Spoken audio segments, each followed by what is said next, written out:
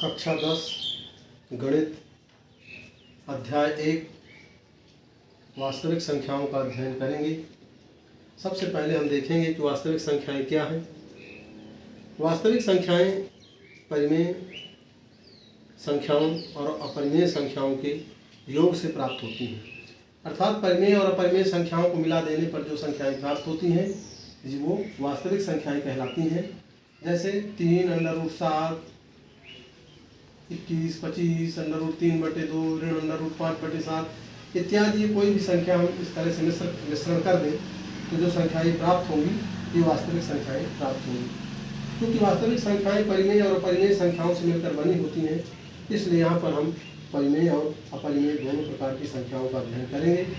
परिमेय संख्याएं ऐसी संख्याएं हैं जिन्हें हम P/Q के रूप में व्यक्त कर सकते हैं। दूसरे शब्दों में कह सकते हैं कि परिमेय संख्याएं वे संख्याएं हैं जो दो पूर्णांकों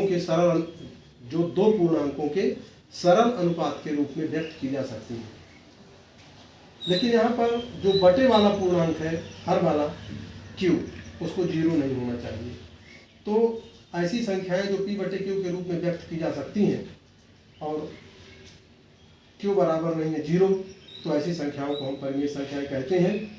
परिमेय संख्याओं का दशमलव प्रसार शांत होता है और या फिर अशांत आवर्ती होता है।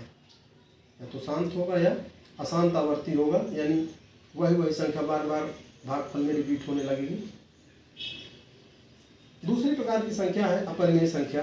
अपरिमेय संख्याएं ऐसी संख्याएं हैं जिन्हें हम P/Q के रूप में व्यक्त नहीं कर सकते। दूसरे शब्दों में हम ये कह सकते हैं कि अपरिमेय संख्याओं को हम दो पूर्णांकों के सरल अनुपात के रूप में व्यक्त नहीं कर सकते। अपरिमेय संख्याओं का दशमलव प्रसार अशांत होता है तथा या फिर अशांत अनावर्ती होता है।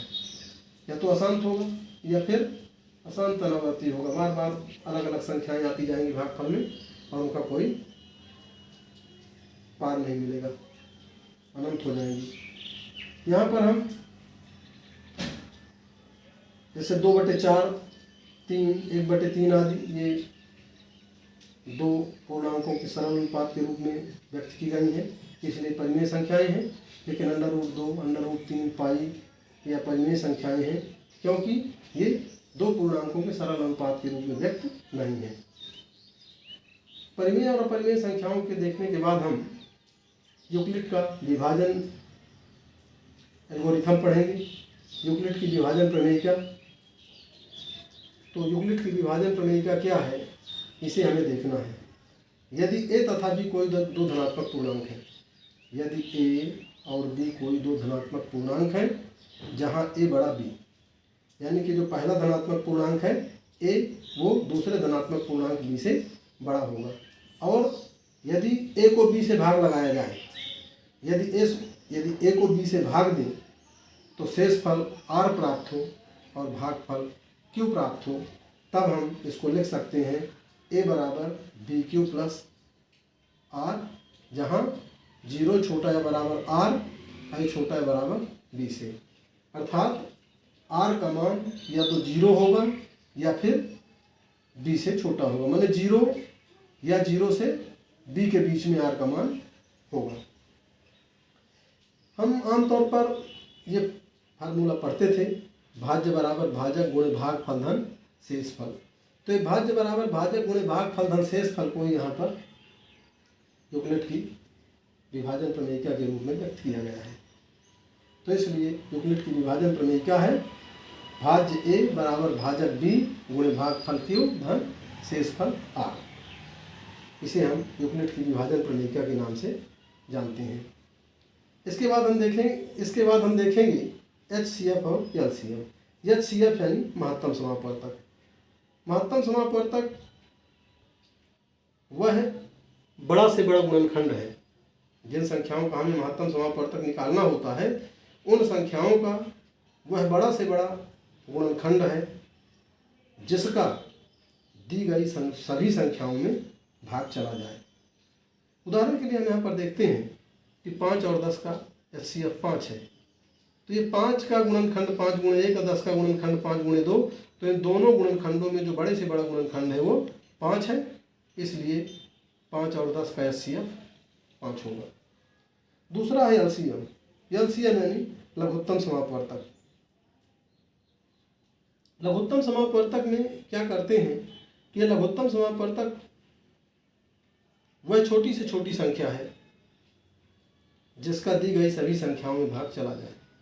माने दोनों संख्याओं के गुणनखंडों में कुछ उभयनिष्ठ गुणनखंड होंगे, उन गुणनखंडों में से उभयनिष्ठ गुणनखंडों में से एक गुणनखंड का चयन करना है, और जो शेष गुणनखंड बचेंगे जिनका कोई जोड़ीदार नहीं होगा तो ऐसे सभी गुणनखंडों का भी गुणा कर देना है, और इस प्रकार गुणा करने से जो गुणनफल प्राप्त होगा वो लघुत्तम समापवर्तक कहलाएगा। यहाँ 5, 10 और 15, 5, 10 और 15 का हम एलसीएम लें तो 5 का हो जाएगा 5 बराबर 5 गुणे 1 और 15 बराबर 5 गुणे 3 और 10 बराबर 5 गुणे 2।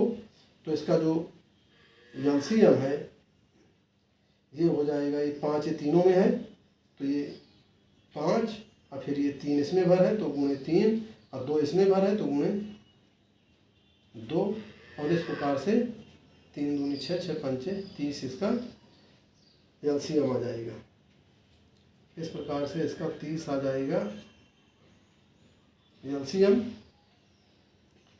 तो ये एलसीएम एक बड़ी से बड़ी संख्या है जिस संख्या में दी गई सभी संख्याओं का भाग चला जाए। जैसे यहाँ पर 30 प्राप्त हुआ हमको, तो इस 30 में 5 का भी भाग चला जाएगा, 10 का भी भाग चला जाएगा, 15 का भी भाग चला जाएगा, इसलिए 5, 10, 15 का एलसीएम 30 होगा। अब हम देखेंगे प्रश्नावली 1.1 के पहले सवाल को। प्रश्नावली 1.1 का पहला सवाल यूक्लिड के विभाजन एल्गोरिथम द्वारा हमें एचसीएफ ज्ञात करना है।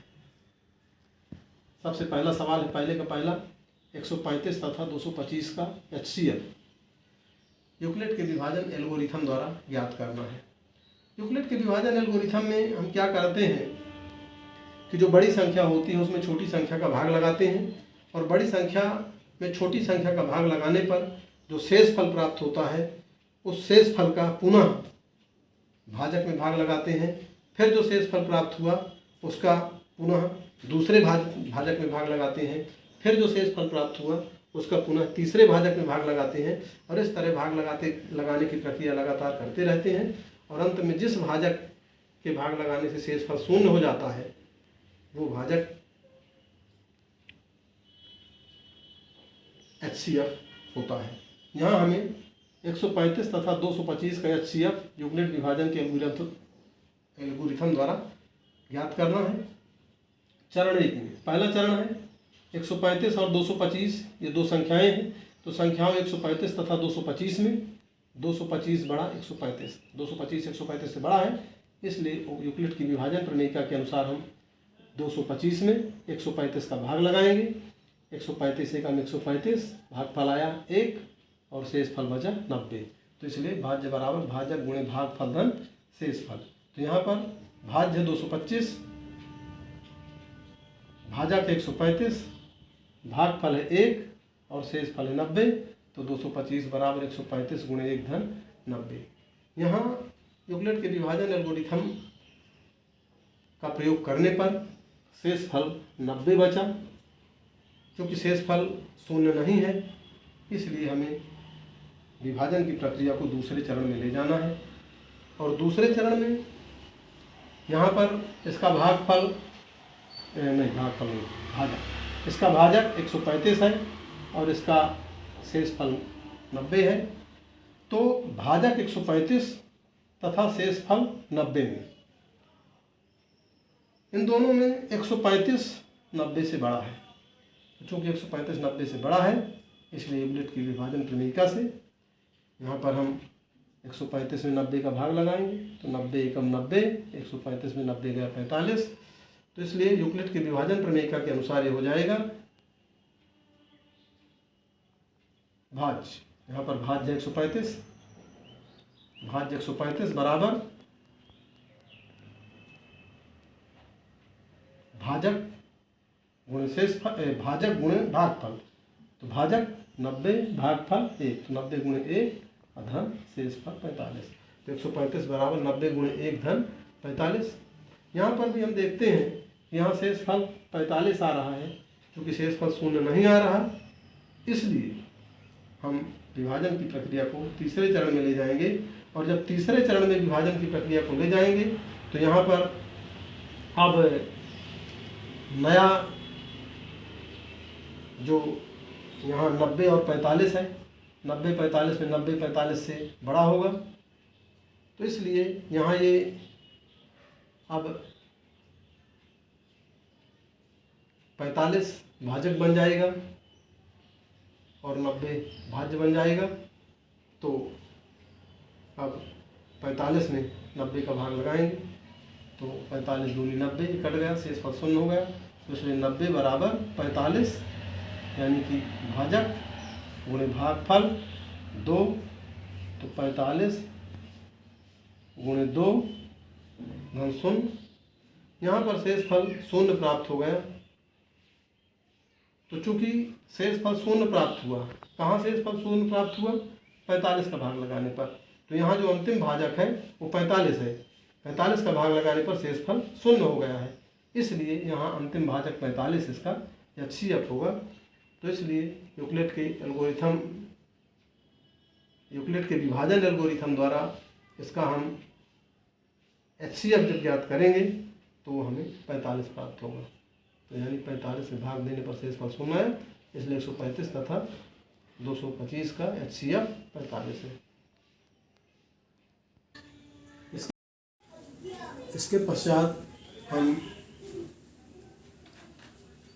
इसी प्रश्नावली के पहले का दूसरा सवाल देखेंगे। इसमें 196 और 38,220 का HCF यूक्लिड के विभाजन एल्गोरिथम द्वारा ज्ञात करना है।